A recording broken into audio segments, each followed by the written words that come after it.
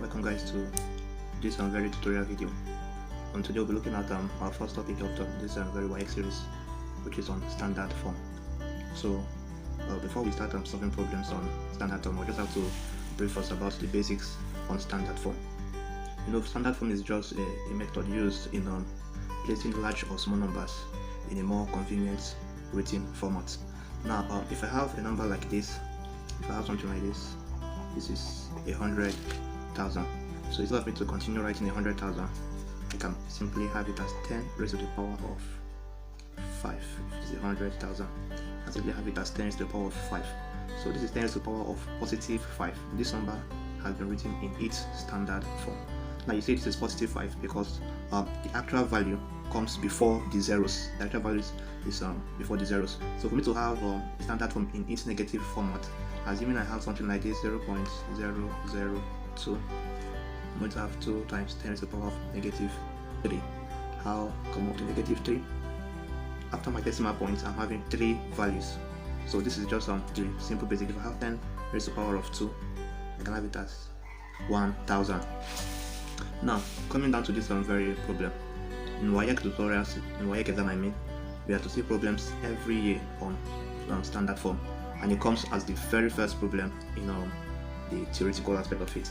Now if I have a problem like this, 0.016 multiplied by 0.084 over 0.48. Now to solve a problem like this, I don't need to use calculator in solving this. Since it is theory based, you need to show you're working for everything. So after this very video, I believe we are all going to be able to solve problems of this very nature. Now since this is 0.016 multiplied by 0.084, now I have to convert everything first to their standard form. Now this will be 16 multiplied by 10 raised to the power of negative 3. How come of that? This is 16 multiplied by 1, 2, 3. 3 numbers coming up. So then, for me to work on this other part, I need to take it down to its standard form as well. Then the whole number there is 84 times 10 raised to the power of 1, 2, 3. Since these very values are after the decimal point, they fall down to be negative 3. Then this is 48 times 10 raised to the power of 1, 2. 2 values falls after the decimal point, so this is negative 2. Now basically this is what we've been doing. If this is 0.084, to convert it to the whole number format, I'm going to multiply it by 1,000, which is 1, 2, 3. So that's just what we are doing. That's bringing us down to this very simple format of it.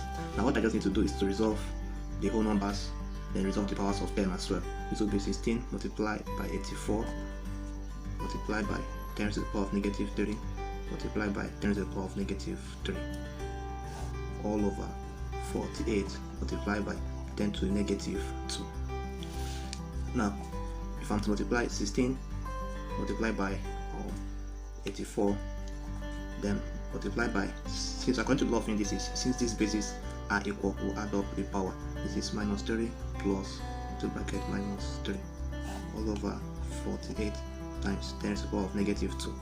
Now I'm going to multiply 16 to 84, that is 1344 multiplied by 10 plus multiplying minus, that's negative, isn't it? So minus 3 divide by 48 multiplied by 10 to the negative 2. Now what I need to do is to take up my power. If I divide 48 into 1344, will give us 28. That's 28 multiplied by 10 minus 6. Now this is all over 10 to the negative 2, right? So I have to take this down to my numerator. So I'm going to have 28 times 10 raised to the power minus 6. So since if this is coming up, negative 2 coming up, the sign changes to positive 2. That's just it. Whenever by taking our negative power base from the denominator to the numerator, the power will do what? The sign changes as well. So we have to leave question asks us to leave your answer in standard form. So for us to place this very answer in standard form, I'm going to have 28 multiplied by 10. If I resolve what I have, a minus 6 plus 2, that's minus 4. Then finally my answer is going to be, now 28 is not in its standard form, so that's 28, since it is the place value of 2 numbers, right? That is 10, 1, 0, 10. So if I divide 28 by 10, that's 2.8 times 10 to the power of 1. Then I have 10 to the power of negative 4, negative 4. So if I'm to resolve that, finally I'm going to have something like this as my answer: 2.8 times 10 plus 1 minus 4, that's negative 3. This is just my answer in standard form. This is just the answer in standard form. Very simple. So if this is our complete 5 marks, God willing, we have secured that very mark. Now we'll move to this question number 2. It says without using mathematical tables, we should evaluate this. Now we should not have any fear about the roots. We should not have any fear of the roots. Now what we just need to do is just to resolve it step by step. Then towards the end, we'll take away the roots. Something we need to have in mind is 1 over 2 is the same thing as roots. So once we have this in mind, we are good to go. So here I'm going to have 81 times 10 raised to the power of minus 2. After the negative value we have 1. So after the decimal point, we have 2 numbers, that is raised to the power of minus 2. Then according to the equation, we have 10 raised to the power of minus 5. Now, solving for the denominator, this is 2.25. I can have that at 225 times 10 raised to the power of 2. Now in this part, we are having it as positive 2 because there is an actual value, not a 0. We have an actual value before we have our decimal point. Look at the numerator, we have 0 coming before an actual value. That is why it is falling down to negative. But this, we have an actual value before our decimal point. It is falling down to positive. So I hope you understand that. That is 10 to the power of 7. Now, I'll just continue there. I'm going to have 81 divided by 225.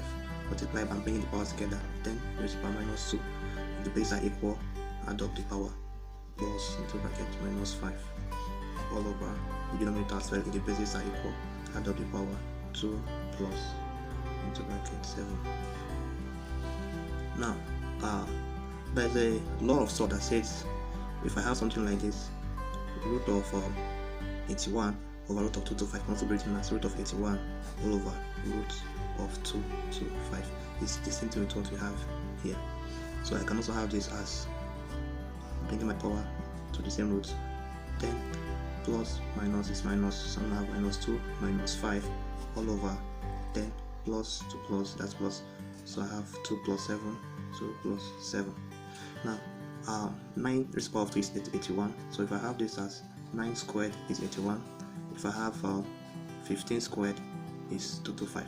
So square root can take out square root can take out squared.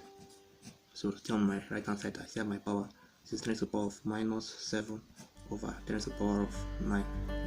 So I have 9 all over 15 multiplied by the root of 10 to the power of minus 7. This is positive 9. Coming over becomes negative 9. So this is 9 over 15 is 0.6. So 0.6 multiplied by the root of 10 to the power of negative 16 when we resolve the powers together. So this is 0.6 multiplied by, now since we know that our 1 over 2 is the same thing as root, so instead of having root we can also have it as the power of 2, 1 over 2, sorry. So I can have it as 10 to the power of negative 16 multiplied by 1 all over 2. So this is 0.6 multiplied by 10. Negative 16 multiplied by half, that's a negative 8, right? So now I can have this in standard form. I can have it as 6 times, since this is one number after a decimal point, negative 1 times 10 to the power negative 8.